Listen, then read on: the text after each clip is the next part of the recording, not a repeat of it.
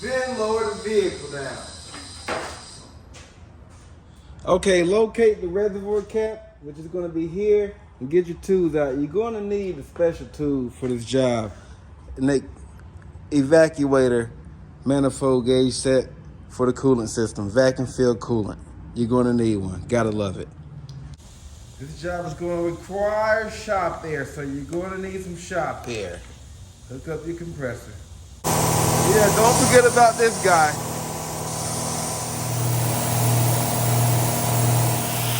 Okay, then you're going to apply vacuum to the system so you can purge the system of any air.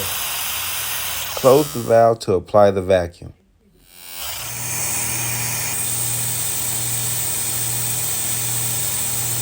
You'll notice the hoses will collapse due to the vacuum being put on the system.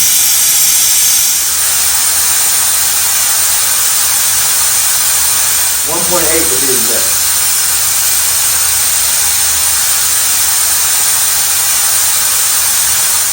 Vacuum will pull the coolant out of the filling jug into the car's cooling system.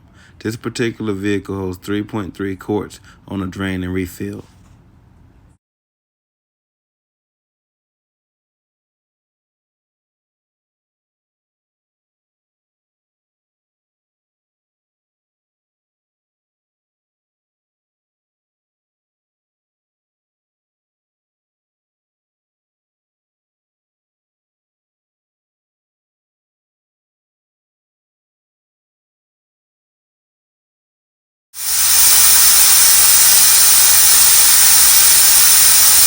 You always see the coolant lines that once go back into the vacuum, they'll start to swell as well.